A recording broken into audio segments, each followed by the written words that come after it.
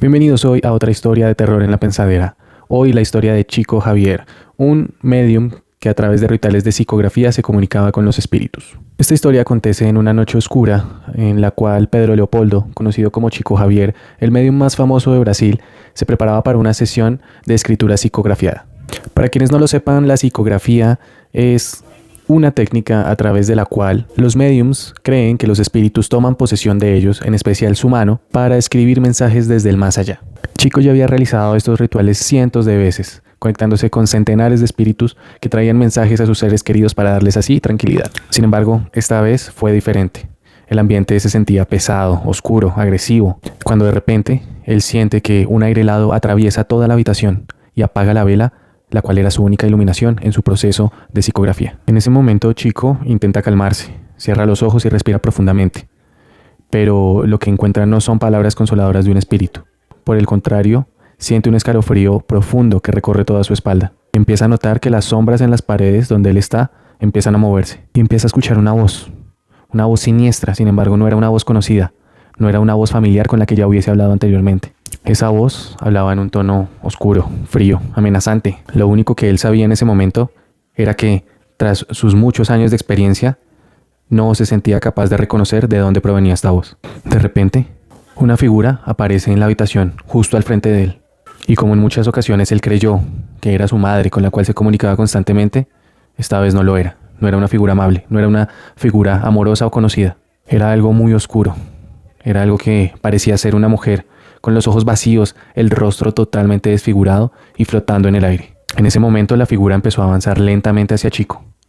Él, en un acto desesperado, intentó convocar a aquellos espíritus conocidos, sin que ninguno respondiera. En ese momento, Chico empezó a escribir descontroladamente en un papel. Su mano se movía de una manera que él nunca había sentido antes. Era imposible de controlar. Y las palabras que escribía realmente eran aterradoras. Estoy aquí, vengo por ti. La entidad cada vez se acercaba más, y entre más cerca estaba, más dolor sentía Chico. Su pecho le ardía y se sentía paralizado, y en ese momento él sintió que no solo su vida corría riesgo, sino también su alma. Con su rostro totalmente desfigurado del miedo que sentía, dejó de escribir y miró a la figura espectral por un momento, quien desapareció para no volver jamás. Finalmente, Chico cayó al suelo, temblando, con un dolor de huesos indescriptible, y tal vez queriendo creer que era solo un sueño. Cuando se levantó, encontró allí la carta. Todo lo que había escrito estaba allí, con una letra que él nunca había realizado, y con aquellas palabras sombrías que lo empezaron a atormentar. Lo que ocurrió esa noche dejó a Chico marcado para toda la vida, sin duda alguna. Sin embargo, para muchos expertos, la explicación de lo que le sucede a Chico no es una explicación paranormal. Tiene una explicación de carácter terrenal. Es así que Everton Oliveira de Maraldi, un psicólogo experto que ha venido estudiando el caso de Chico, explica que quizá todos estos eventos paranormales de Chico se deben a una conexión traumática que él tiene con su madre, pues esta murió cuando él era muy niño. Para él, su madre podría haber sido una representación de su propio trauma infantil y el ser medium una herramienta para superar o afrontar ese trauma. Entonces, es así como nos preguntamos, ¿realmente Chico es un medium entre el mundo de los vivos y los muertos? ¿O realmente es prisionero de lo que pasa en su propia mente? Es aquí donde Maraldi, junto con otros psicólogos, al estudiar este caso, han llegado a una posible hipótesis donde los eventos que presenta Chico tal vez pueden ser eventos disociativos.